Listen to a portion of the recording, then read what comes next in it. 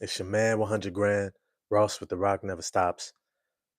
I wanted to do this video because I saw a recent post with the Chicago Bulls, their general manager there, right? And who really cares about the Chicago Bulls at this point?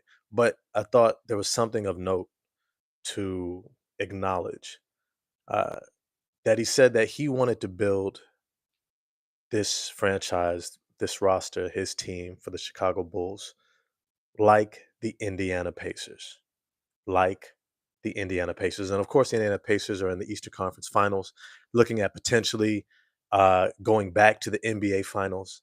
Um, it's an incredible time for them. And at the same time, I couldn't help but think that that's one of the most lazy approaches to building a team is trying to replicate your team to look like another team. And I think it needs to be said, even though oh, shows up twice. I'll fix it later, bro. I'll fix it later. Um, but it's to say, I think it's a lazy approach. I think it's a lazy approach to try to construct your team to look like another team. Looking at the general manager for the Chicago Bulls to say that about the Indiana Pacers. Look, Josh Giddey is not Tyrese Halliburton. You don't have an Aaron Nesmith. You don't even have an Andrew Nemhard, right? You have Kobe White.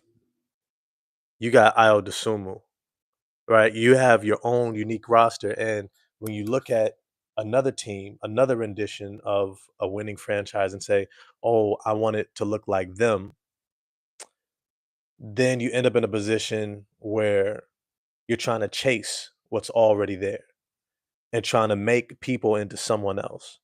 And that never works. It just never works. Look at how many teams tried to replicate the Golden State Warriors with Stephen Curry and Klay Thompson. The Atlanta Hawks were still trying to, up until firing Landry Fields, replicate the Golden State Warriors. Shooters, Stephen Curry like play. It just doesn't work. Now, when I started looking at that, and then I thought about these Detroit Pistons, and I started asking myself, well, what is next year's team going to look like? Because next year's team doesn't look anything like this year's team. And I know some of y'all might say, well, we still got most of the same guys, but you're going to have guys in completely different roles and positions than they were in last year. Last year, there was not one game with Cade, Ivy, Asar, Tobias, and Durant. Not one. Not one. Where they started together, where they played a game together. But even more than that, you have to understand where Jaden Ivey ended his season, right? Going into the new year, how he was playing against the Orlando Magic was not how he was playing the whole season. How Asar Thompson was playing in the playoffs against the New York Knicks was not how he was playing the full season. Even Cade Cunningham, even Jalen Duren in the playoffs was evolving into something new. To anticipate that what we saw last year is what we're going to see this year or this next season would be a complete mistake. None of us should be expecting that we're going to see the Detroit Pistons that we saw trotting out Tim Hardaway Jr. in the starting lineup, Malik Beasley, sixth man of the year runner-up, Ron Holland as a rookie, right? Isaiah Stewart going back to the bench, right? That rendition of the Detroit Pistons is gone, is absolutely gone. And the question that came to mind for me was, is JB Bickerstaff up to the challenge of reinventing this team? And the reason why I say reinventing the team, it's not because that they don't have a good uh, culture and foundation, identity. You know, it's Detroit basketball all the way. That means tough, physical, hard hat, lunch pail, coming to do the dirty work, grind, push the ball, exciting up and down. They're going to play Detroit basketball. But how it's going to look is going to be completely different. Tim Hardaway Jr. is no longer here to run those dribble handoffs, catch, shoot at volume. It would be a mistake to try to make Jaden Ivey into Tim Hardaway Jr. and just think, oh, he can add a little bit more.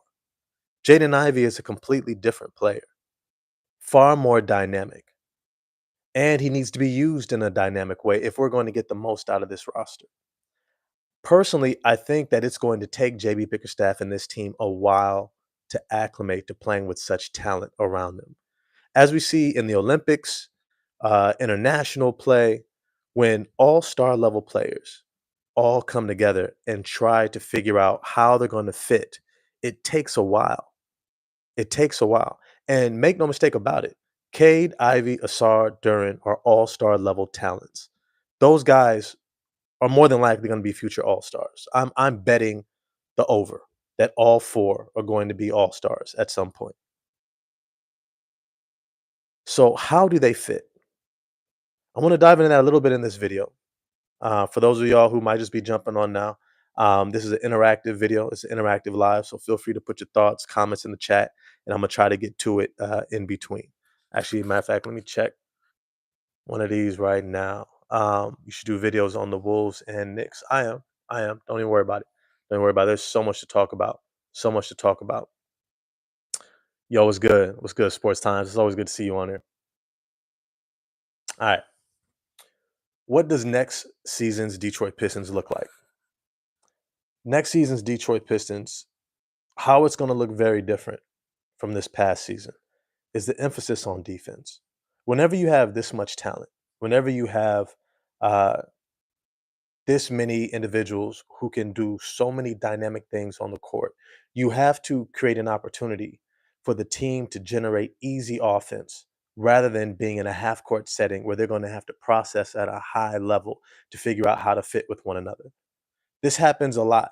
When you saw the Miami Heat, right, the Heatles get together, LeBron James, D Wade, Chris Bosh. It took them a full season into the NBA Finals to figure out how it was going to look. And even then, they had to go into the next season being like, look, okay, we tried some things, it didn't work, scrap that. Let's go with this. Now it's your team, LeBron, and I'm going to fit in like this as a D Wade and Chris Bosh. Actually, we're going to move you to center and we're going to play you like this, right? They had to make significant adjustments even after a full season. And these are guys who had already played together in the Olympics, had already played together in multiple All Star games, had known each other for seemingly a lifetime, right? Because D Wade and LeBron met during the McDonald's All American game. It took them a while. It is going to take the Detroit Pistons a full season next year to acclimate to one another. They are going to take a while to figure out who goes when, right? We have Point Asar Thompson playing alongside of Cade Cunningham, third team All NBA, All Star talent, who led us into the playoffs. Jaden Ivey coming back as a guy who was hitting multiple game winning shots throughout the regular season last year, shooting 40% from three, and was a dominant downhill offensive force, able to take over games. How do you fit all those guys together? Jalen Duren, by the time he's in the playoffs, he's putting up 2020 games. He's putting up, potentially, I foresee an outlook where he's going to have multiple 30-20 games. He's going to have games where he's got 30 points, 20 rebounds because of how dominant he has the ability to be. But when you begin to figure out how you're going to piece all these different things together, it's going to take time.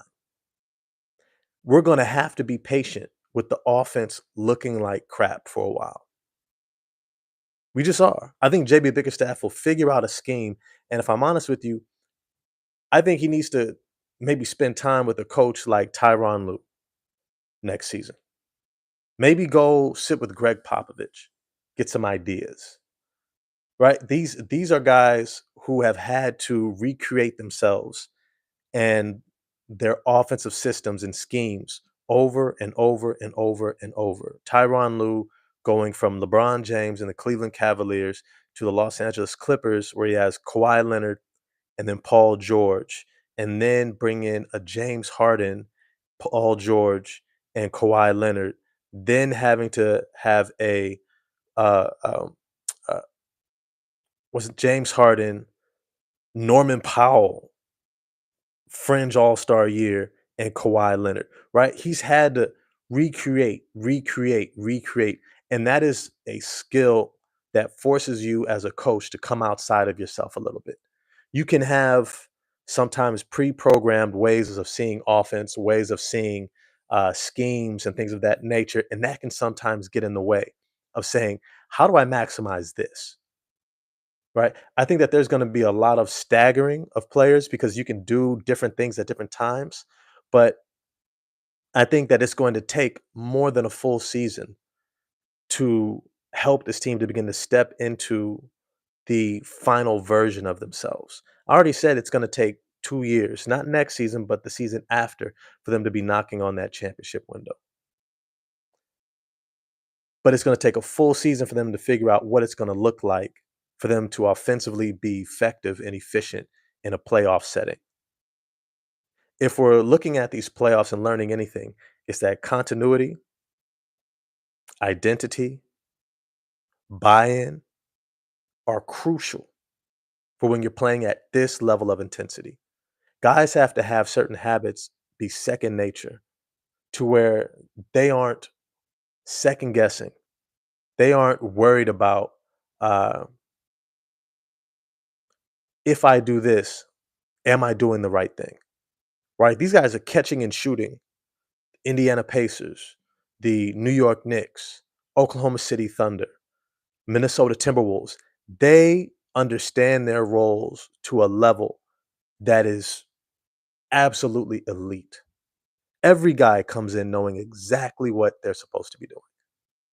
It's going to take the Detroit Pistons a full year to figure that out. Let me get to this comment. What's going on, calm guy? Always good to see you. What's good? I love our chances in the East is wide open next year. I believe so as well. It is wide open. We still have to see if Philly ever comes back healthy, what Orlando looks like with Jalen Suggs and Franz and Paulo healthy for a full year. When Atlanta's fully healthy with Jalen Johnson back and Risashe, the first pick of the draft, him being in year two, and Dyson Daniels, like that's going to be a good team as well. Toronto, they've got multiple all stars on that team. I think they're going to put it together. I expect them to take a jump as much as it may seem like it's wide open. And who knows what the Celtics are going to do? I think that they should rest Jalen Brown, get him super healthy, kind of tank it. But who knows? Jalen Brown may come back healthier than ever and be like, I want to prove I'm an all star, that I can get this team to the playoffs and have a run without Jason Tatum. He might have all that energy. And all of a sudden, Boston's right back. Cleveland will be right back. They're going to figure themselves out. They're still going to be at the top. New York is still going to be New York at the top, right? So, as much as it may seem like it's wide open, it's not. It's not. Indiana's going to be right there, right? Who knows where Giannis is going to end up? But I think a lot of the pieces from Milwaukee are going to feed other teams who might say, hey, we might look damn good with a Bobby Portis off the bench. So, as much as it might be wide open, don't think that that means it's now our chance to potentially have a run into the Eastern Conference Finals. It's not going to be a cakewalk. It is not going to be sweet and easy next year. We caught everybody off guard last season. We're not going to catch people off guard this year. Let me get to some of these comments. Sports Times. Really interesting to see how they play. Emphasize everyone for them to be able to develop properly. Even with Ivy back, would still love to see Asar get ball handling reps. Exactly. Exactly. Even if it's not as much. And that's what I'm speaking to right now. That the Detroit Pistons are going to have to figure out what does it look like. Because let me just talk about the versatility of this team. Jalen Duren still hasn't fully maximized his offensive potential. It was a rare sight to see Jalen Duren get a post opportunity where he's posting up his man, facing him up, taking him off the dribble. That's a huge part of his game and what he's able to do. And we hardly saw it last year. We saw dribble handoffs, we saw pick and rolls, get out in transition, a lot of dirty work, being the dump man, people dumping it off to him, catch and dunk it. He was in the dunker spot. There was a whole aspect of his game he didn't have a chance to really step into last year. How does that look coming in after a playoff run against the New York Knicks, who are now in the Eastern Conference Finals, and how well he was able to play against Karl Anthony Towns and Mitchell Robinson. How much more confidence is he coming in next year to fully embody the rest of his game, right? That's going to demand touches. It's going to demand room. I don't think, and if I'm honest with you, I continued to say all last year how frustrating it was to see Jalen Duren go 6 of 8, 4 of 5, 3 of 4, right?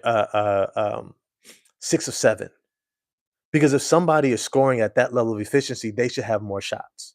The reality is Jalen Duren should be shooting at least 12 to 15 times a game. At least. At least.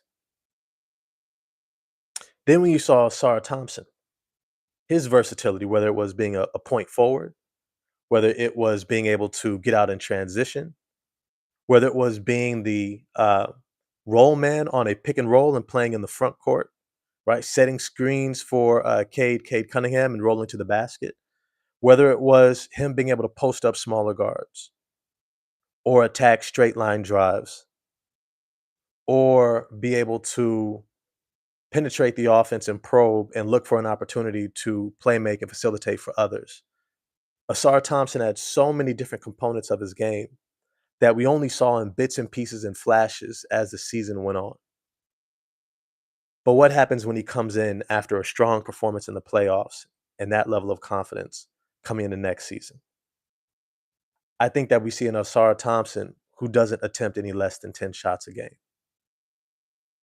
So you have 12 to 15 shots for Jalen Duren, at least 10 shots for Asar Thompson. Now, Jaden Ivey.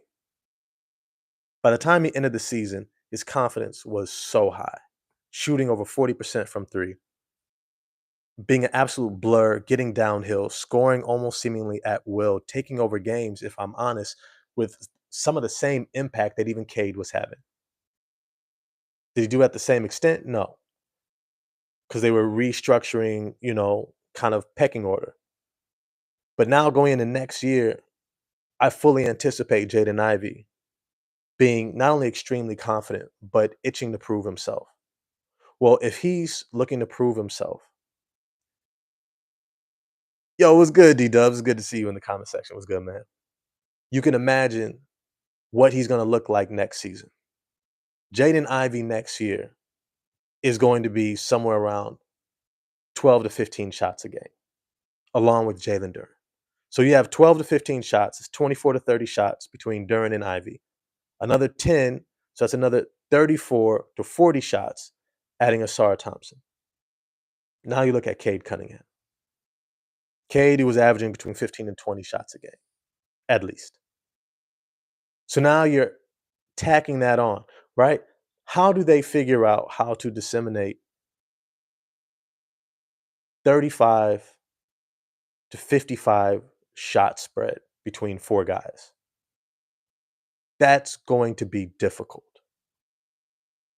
Not to mention, you still have guys like Isaiah Stewart coming off the bench, Simone Fontecchio, who I think his shot is going to come back. You got Bobby Klintman, Ron Holland. As well as he was playing, I fully expect a more confident Ron Holland, whose three-point shot has improved, who's getting a little bit more into his bag, more offensively aggressive, getting out in transition. I think he's going to be averaging somewhere between 5 to 10 shots a game at least, probably closer to 10 as the season goes on. Because as injuries and things of that nature happen, knock on wood, right? He's going to step into starting roles at times. Fully expect that. And then you have Marcus Sasser and others. So now you're having to stretch out a bulk of shots that was Malik Beasley, Tim Hardaway Jr., and then Cade Cunningham and Tobias Harris. And I haven't even got to Tobias Harris, who is extremely efficient and effective for them.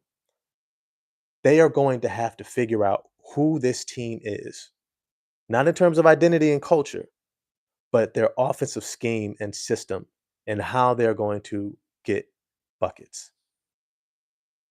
Now, with that said, this is why I said the focus for this team going into next year has to be defense, defense, defense. And this is why. Because the defense allows them to transition into early offense, to utilize their speed and athleticism, and to be able to score with ease, not being in a half court setting where they're going to have to process at a high level. Why? Because it's going to take them the full year to get used to playing with one another. If I'm Detroit, if I'm honest with you, what I do is I do one of those training camps that's someplace else. I probably have a training camp, let's say in, I don't know, Canada, or I go to Hawaii, or I'm going to someplace far where it's just our guys and they have an opportunity to gel, to play with one another at a high level. In fact, I've been saying I want to see them at Rico Hines. I want to see Cade, Ivy, Asar, Duran, probably Ron Holland, maybe Marcus Sasser, Bobby Clintman, and them want to come to. Feel free. And I want to see these guys playing competitive basketball with one another, building chemistry. Because the more they can trust one another, the more they can have close relationships with one another, the easier it's going to be for them to step into roles confidently, unselfishly, and at the same time being selfish enough so that they're playing at their maximum abilities. What you don't want is a bunch of guys who are scared to step on each other's toes. That's what you don't want. That's what you don't want. You don't want guys who are scared to take chances, to take big shots, deferring to one another, um, and not knowing who's going to play what role. And in order to develop that, they're going to have to spend significant time together, which is why, while they're figuring that out throughout the course of the season, they have to be able to lock in on defense. And when I say lock in on defense, I mean they have to play absurd level pressure defense so that they are able to get into an early offense and not have to be bogged down with the hardest part of the team dynamic, which is going to be figuring themselves out offensively. I hope this is making sense for y'all. Let me get to some of these comments. Um, let's see. Passing through was good, D Dubs. Let me see. Off topic slightly. You hear how Asar and Amin want to play for Team Jamaica. Yeah, boy. Yeah. Well, we got to do a whole other video on that, D Dub. I knew you was gonna bring it up. I knew you was gonna bring it up, bruh. I knew you was gonna bring it up. Hey, boy. Hey, I'm so hyped. Oh, I heard Devonta wants to play for them too, bruh. But, bro.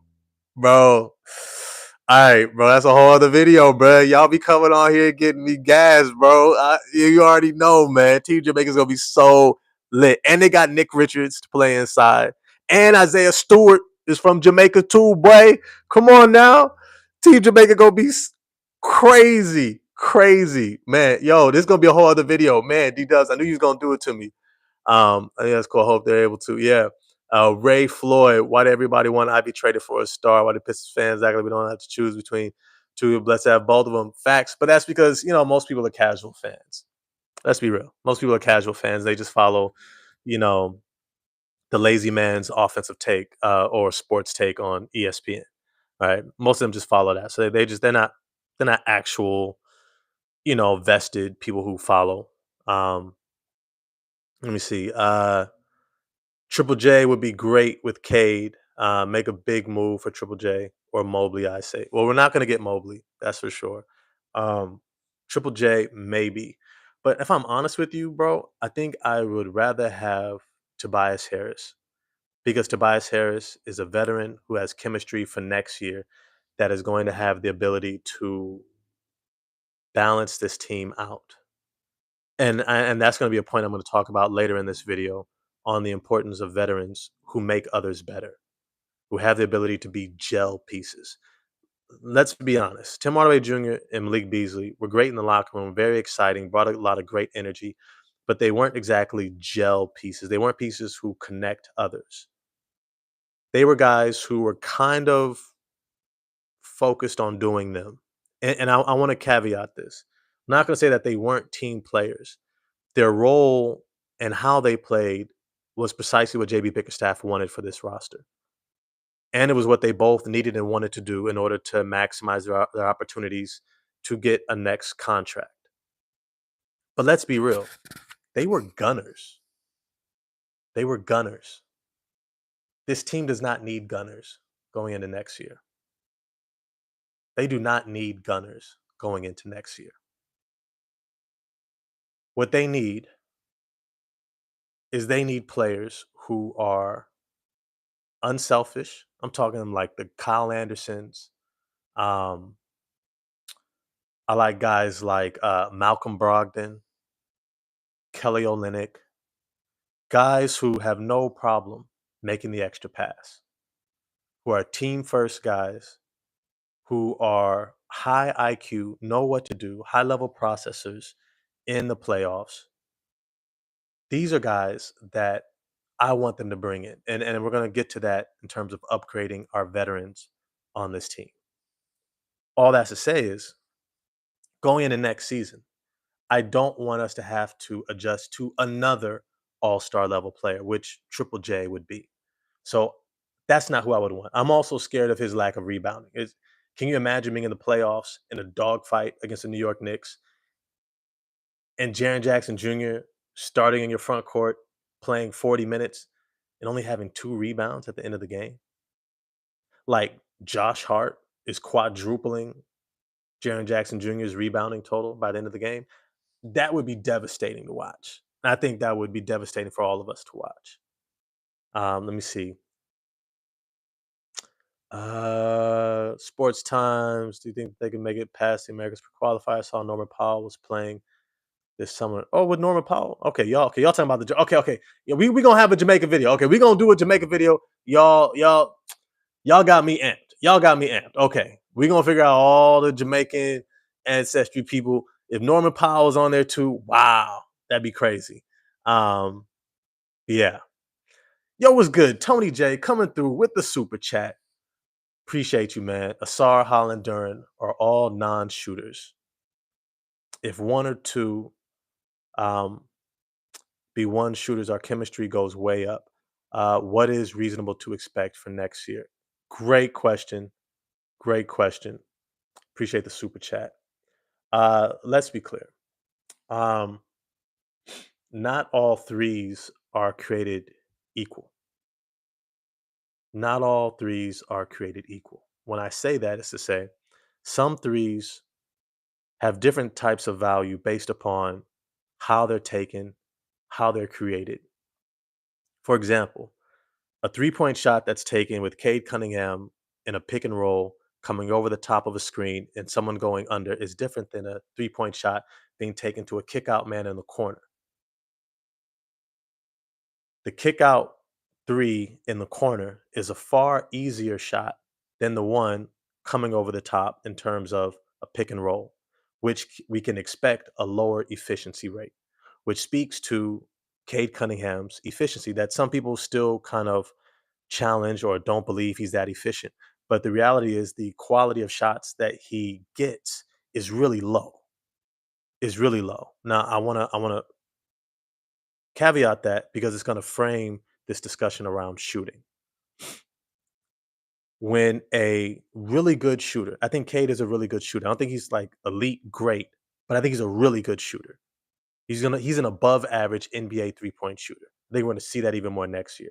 But when the bulk of his shots are a high degree of difficult shots, you're gonna see a lower efficiency, which might make us think that we don't have as much shooting as we really have on this team. Jaden Ivey shot over 40% from three. And he hit a lot of high degree of difficulty threes, though a lot of them were being created as a secondary playmaker or shot creator after the kick out, meaning that K does his thing, pick and roll. He's looking for it. The guy's cut off after the first pass or after the roll, and then it gets skipped over to Jaden Ivey. And now he's figuring out what to do off of a hard closeout, maybe pump fake, sidestep, shoot the three. Maybe he's shooting it over the closeout. Maybe he is attacking it and then creating another shot.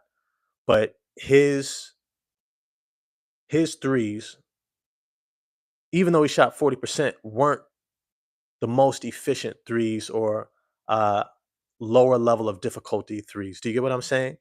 That even Ivy was taking tough threes. So Cade and Ivy, two of our better shooters, were taking tough threes throughout the course of the season.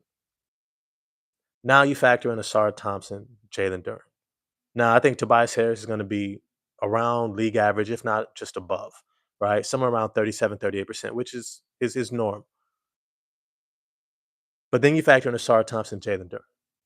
Their ability to put pressure on the rim has the ability to collapse a defense. If Asar Thompson makes one small adjustment next season, which is improving his finishing around the rim, he immediately becomes a 15 to 20 point per game scorer.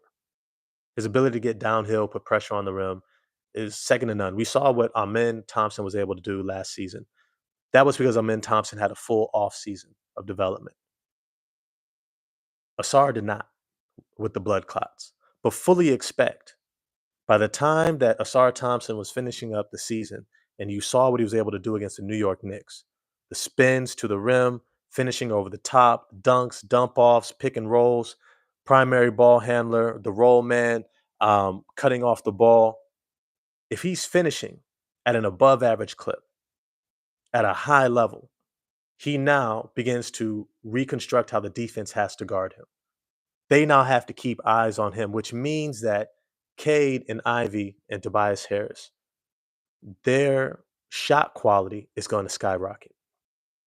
If Jalen Duren is attacking his matchup more and more, getting downhill, getting to the rim, you're going to see far more defensive attention on Jalen Duren, which is going to increase the shot quality of Cade Cunningham, Jaden Ivey, and Tobias Harris.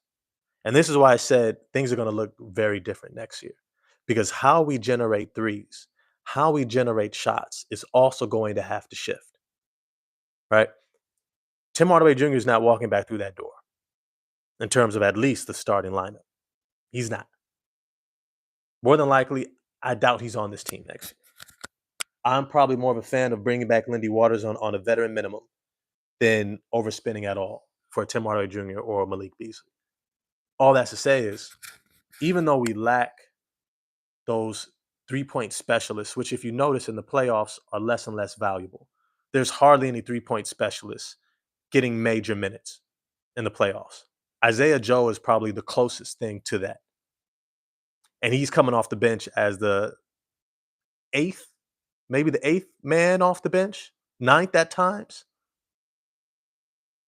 Everyone else are versatile two-way players who also happen to be taking and knocking down threes, right? Alex Caruso's threes are far more valuable than Isaiah Joe's because with him on the court, you can still generate offense through his ability to defend, get deflections, get out in transition, cut off the ball, offensive rebounds, and the like, right? So how we generate threes is going to have to change as well.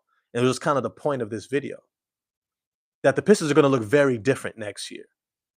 We're going to have to kind of buckle up for this ride and allow this team to figure it out. Allow JB Bickerstaff to figure it out.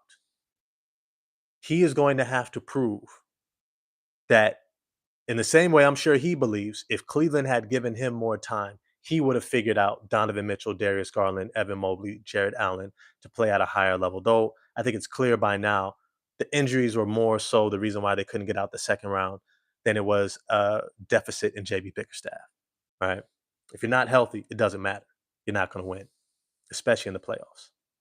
All that's to say is JB Bickerstaff is going to have to prove and show that he can make the adjustments in terms of our scheme and our team to generate the threes that are needed to produce offensively to keep up with the rest of the league, right? Because you're going to have to shoot a certain number of threes each game, at least around 18 to 25 threes a game.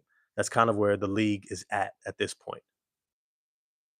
Let me see. I get what you're saying, but I mean for the long-term core, playing large minutes and paying large contracts to three non-shooters is my concern. Um, well, here's the thing. Uh, three non-shooters. In that starting lineup, I only see one non-shooter, and that's Jalen Duren. not Asar Thompson. Asar Thompson shot threes throughout his career. Does he need to improve? Yes.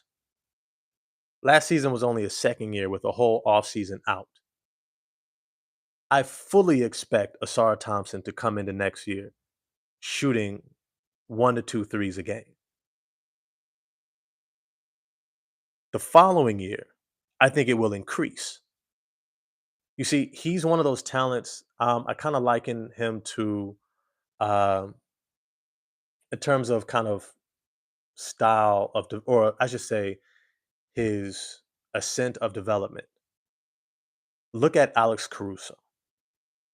Was never known as a shooter, but his defensive acumen and ability to score in so many other ways and importance to this team forced his team to say, "We need you to shoot more, and we're going to create opportunities, and we want you to shoot because we need you out there on the court."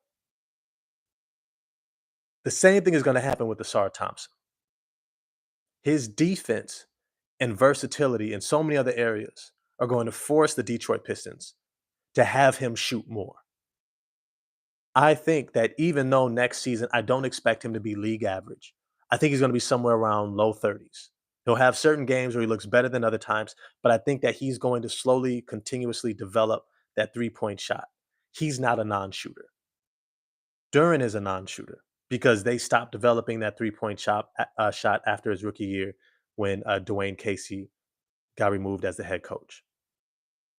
All that's to say is I'm not concerned with Cade, Ivy, Asar as your lineup.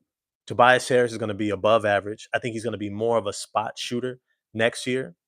Uh, and I think that that's okay. I expect Holland to be really good faster than we think. So I was just wondering what a reasonable expectation for Holland and Asar next year. Yeah. Well, Ron Holland, I already said at the beginning of this video, is going to continue to develop as a shooter. When you watched him in the G League, he could shoot.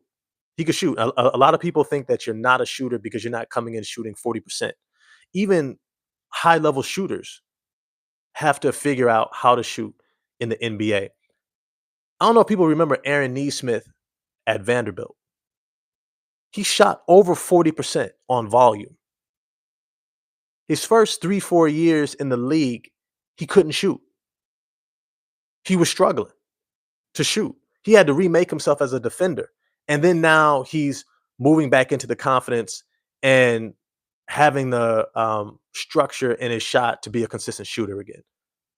All that's to say is it takes time. Ron Holland is going to be in year 2 next year. With Fred Vincent as his assistant coach, I fully expect Ron Holland shooting 2 to 3 threes per game next season. And I think he's going to hit somewhere close to league average. I think he's going to be somewhere around 33 to 34% next year, which is really good for a guy coming off the bench. But here's the thing. Ron Holland is also going to be providing offense in a lot of other ways. And that is kind of the point. Next season, I don't expect this to be a high level offense. The majority of our offensive efficiency is going to come from our ability to create turnovers and get out in transition. And when we're in the half court, I think we're going to struggle a bit, but I think you're going to see Cade Cunningham and Jaden Ivey become more de facto shooters and floor spacers than necessarily shot creators and playmakers. The reason why I say that is because their ability to catch and shoot, their ability to space out the defense, because both of them have range on their shots, along with Tobias Harris, I think is going to play far more benefit for this half court offense for the Detroit Pistons in that mode, looking to catch and shoot and then create off the bounce after a closeout rather than trying to become downhill scorers. Because when the ball is in Cade's hand, not only have 2 shooters to worry about, that's Tobias Harris and Jaden Ivey. I still think Jaden Ivey, being an over 40% 3-point shooter, provides significant spacing. And the fact that we saw Cade, Tim Hardaway Jr., Asar Thompson, Tobias Harris, and Jalen Duran work extremely well last year, even in the playoffs, I think bodes well for Ivy, Cade, Asar, Tobias Harris, and Duran as well. All that's to say is I think that they're gonna have to reorient their shot um, dispersion to probably more three-point shooting, which is where I could see Cade and Ivy becoming volume three-point shooters, where they're shooting 5 plus threes a game, each of them, easily, easily. The bulk of their offense, though, is gonna be in transition, early offense, getting downhill, penetrate, kick out. Now, it's gonna look rough, and this is what I'm really trying to, um, get us to be okay with, that it's gonna look rough. Not Orlando Magic rough. Not Orlando Magic rough. No. But it is going to look rough. It is gonna be tough for those guys to figure out the chemistry, and it's going to take a full year. They're probably gonna get into the playoffs as a number 5 or 6 seed again. I know we might think, "Oh, we're gonna take the next step, and it's gonna mean more wins." I wouldn't guarantee that. I would expect to see the Detroit Pistons somewhere around the same amount of wins, between 40 and 45 wins a game. Sorry, not a game. At the end of the season, and like I said before, Atlanta's going to be better when they're healthy. Orlando's going to be better when they're healthy. I anticipate the Toronto Raptors being better because they're going to be healthy. I anticipate Philadelphia is going to be right back healthy, right? Tyrese Maxey, um, Jared McCain, Paul George, Joel Embiid. New York Knicks are going to be back.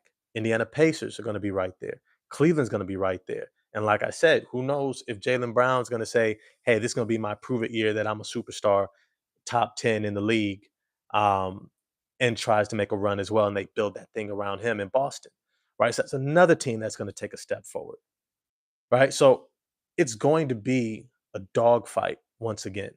It's going to be a tough out, and because they're figuring themselves out, I fully expect Detroit um, to not take a step back, but I think it's going to be a plateau because they're still going to be able to perform well enough defensively to get the wins, but the offense is going to look worse than what it did last year. So they'll be better on defense, worse in terms of half court offensive efficiency. You were thinking 50 wins? I don't think so.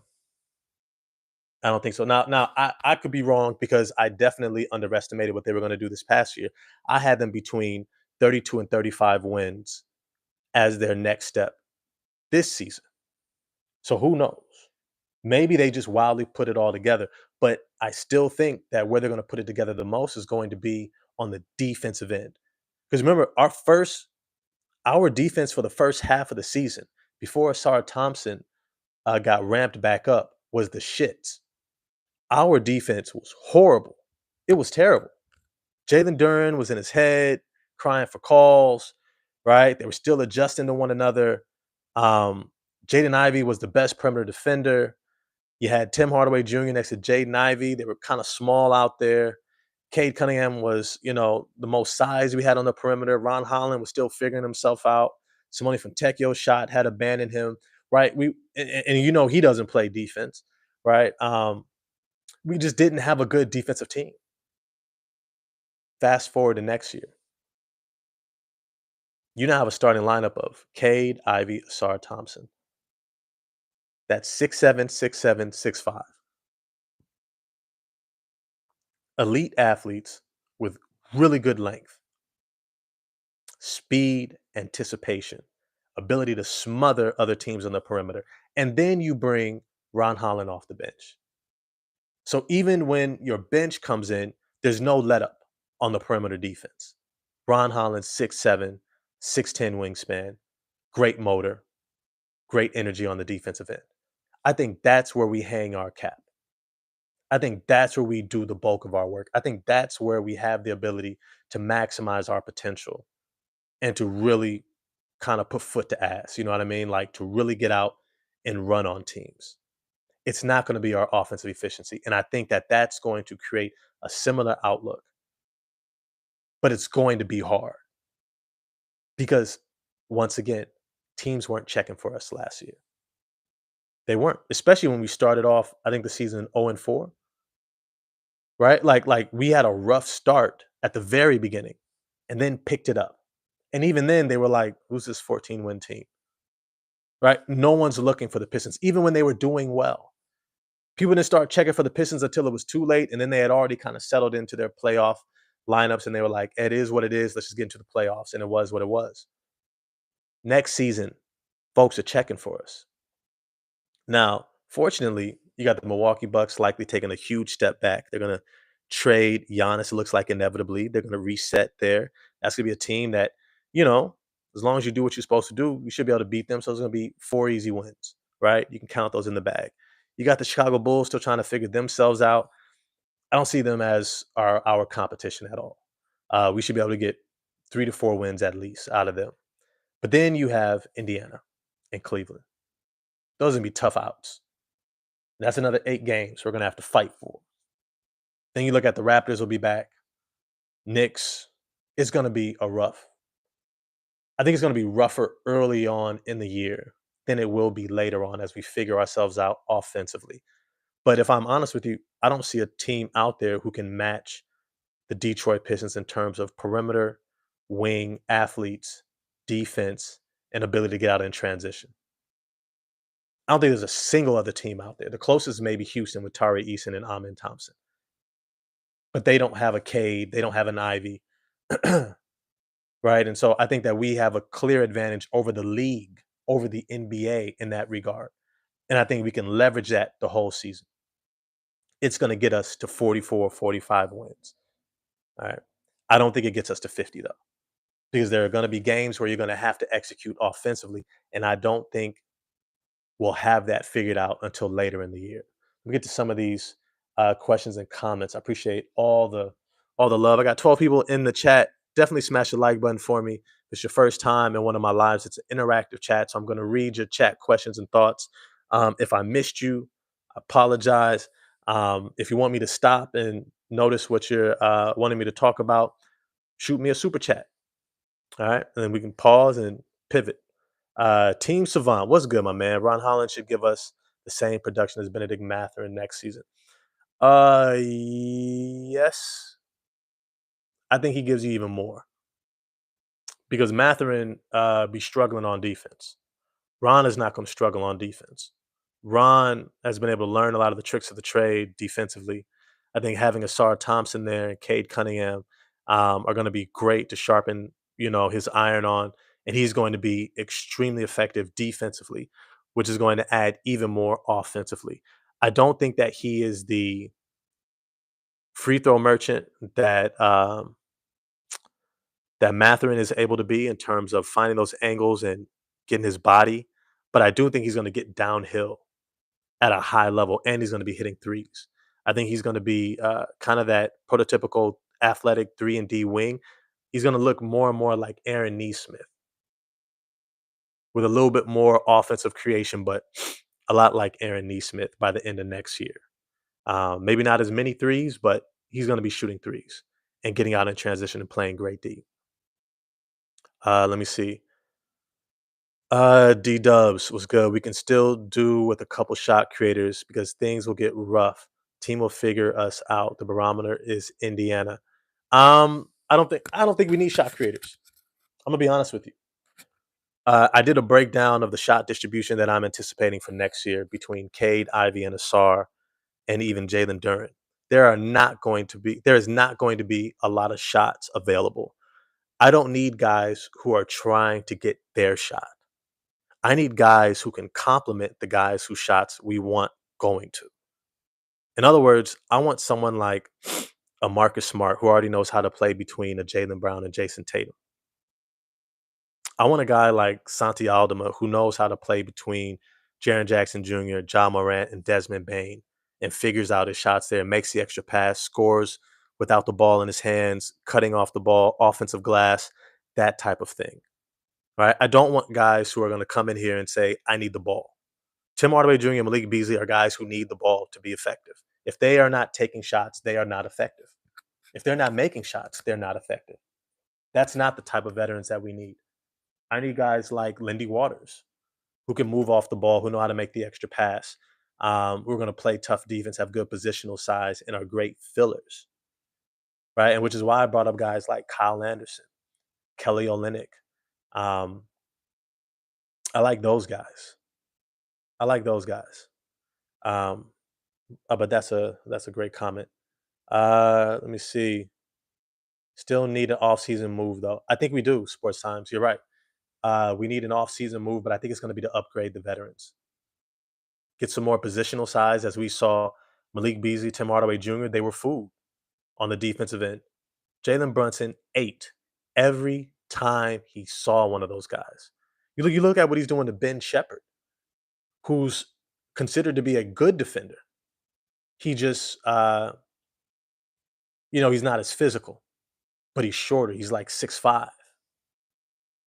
Jalen Brunson is shooting over those guys like they're not even there. You need multiple guys that you can throw at a Brunson, that you could throw at Mikal Bridges, who sits at 6'8" with a 7'2" wingspan. OG Anunoby, 6'7", 240 pounds with a 7'2" wingspan. Right? You're going to need size. So it's another reason why I don't see us bringing back Tim Hardaway Jr. and Malik Beasley. If I'm going to go with a pure shooter who's only going to have a limited amount of shots, I need him to be able to give me more than just shooting to validate playing him out there. Otherwise, I'd rather have Ron Holland take more threes, even if it's at a lower clip, because he gives me defense and rebounding in other areas, uh, which is why I like Lindy Waters over those guys. So I think our move is to upgrade the veterans. Our move this offseason is going to be to upgrade that periphery off the bench. I think that we bring in a veteran power forward, 3-4. Somebody who Bobby Clintman, hey, if you're shooting lights out and you're stealing his minutes, okay, cool. Which is why I liked Chris Middleton, who can create off the bounce, but also create for others. He knows how to be a glue guy between, Giannis Antetokounmpo with Drew Holiday and Brooke Lopez and Bobby Portis. He understands how to play winning basketball off of other talents. That's the type of veterans that I want to see us bringing in, not shot chuckers, not guys who only play on one end. But hey, we're gonna wrap up this live. D Dubs, get to these last comments here. Uh, our young guys need help when things don't get going for them. Things will get rough. A couple shot creators to come off the bench and give us something with the ball, if need. See, bro, I keep trying to explain. Like when you have Point Asar Thompson, when you have Point Asar Thompson, when you have Jaden Ivey able to take over for stretches of the game, when you have Cade Cunningham, those are going to be your primary shot creators, facilitators, ball handlers. That's who you want. In fact, and here's the thing. It's what I've been saying, but let me say it more pronounced.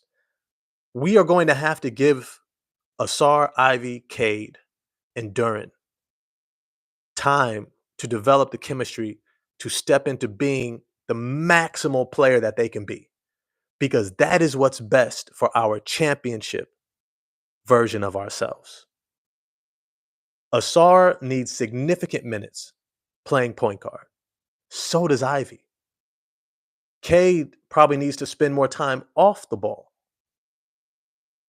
as a complementary piece to get used to playing off of Ivy and Asar and Duran. They need to figure this out for our best version of ourselves to win a championship. We're not trying to win a championship next season. We don't need a Dennis Schroeder to take the ball out of the hands of Ivy and Thompson.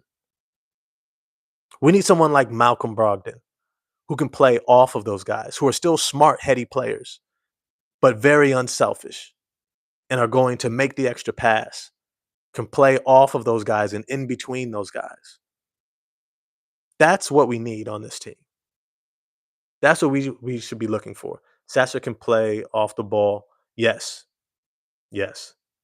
And he could guard the point. Yes, he can. Middleton, too old and injury prone. James Lewis, let's say this. Yes and yes. He's also in a contract year and going into his offseason healthy, which means that he's likely going to go extremely hard this offseason so that he can prove next year that he's worthy of another NBA contract, which means that he's going to play more games and he's going to play hard and effectively for someone. It's the same way that Tim Hardaway Jr. and Malik Beasley turned in one of their best seasons of their career in their contract year, in likely their last major deal as an NBA player, right? So the motivation to play at your best is going to be extremely high. Yeah, philosophy. Yep. Brogdon would be perfect. And so I expect Chris Middleton to have a hell of a season next year. If we can trade someone like Fontecchio for Chris Middleton, I'm all for it. I am all for it.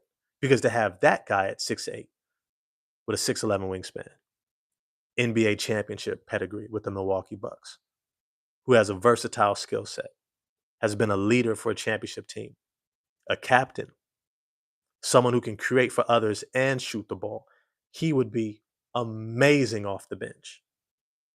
And if I'm honest with you, I'm probably playing him as a 3-4, where sometimes he's going to play that power forward position behind Tobias Harris. Still want a veteran point guard when needed, who does not need to play but stays ready. That's why I like Malcolm Brogdon or Marcus Smart. I like both those guys. I don't like Ty Jerome. I think his remarks about JB Bickerstaff are out of pocket, from what I heard, and I just don't like bringing in somebody from where your coach used to be, and you're kind of questioning if that relationship is good. I don't need to mess with this chemistry at all, at all. I'm not bringing in Ty Jerome, especially because he's probably going to cost more. Drew Holiday, no, I love Drew. It's good to see you, Shane. I love Drew Holiday, but the length of that contract is far too long. It's far too long. And as much as he's getting paid, it's going to eat into our salary cap and our ability to re-sign Jaden Ivey, Jalen Duren, and Asara Thompson and Ron Holland. All those guys, I think, have crazy potential and are going to demand $20+ million contracts. So I would not want that length of a contract for this team, even though I think he is a prototypical type of player that I would want as a veteran guard off the bench. Great point. But hey, y'all, appreciate y'all coming through for the video. Dennis Smith Jr. No, no, not Dennis Smith Jr. Dennis Smith Jr. is still trying to prove himself. I don't want a guy who's trying to prove himself. I want a guy who can shoot, defend, high IQ, selfless, team first guy, and some positional size. Notice I mentioned Malcolm Brogdon, Marcus Smart, right? I didn't mention smaller guys. Right? I need somebody who can defend with versatility, right? Have some length out there. And I think that that's going to be someone like those guys. But hey, I appreciate y'all jumping in for the live. I'm going to try to do these more during the day so y'all have an opportunity to jump on with me. Yo, D-Dubs, I'm definitely doing that Jamaican national team live coming soon. Man, I'm so here for it because that's going to be dope. But if it's your first time being on this channel, I do interactive live chats, live streams. Smash the like button for me because it lets the algorithm know you want to be notified next time I'm on. I'm usually on every couple of days. But smash the like button for me, hit subscribe and the bell for notifications. I'm going to get at y'all next time. Peace.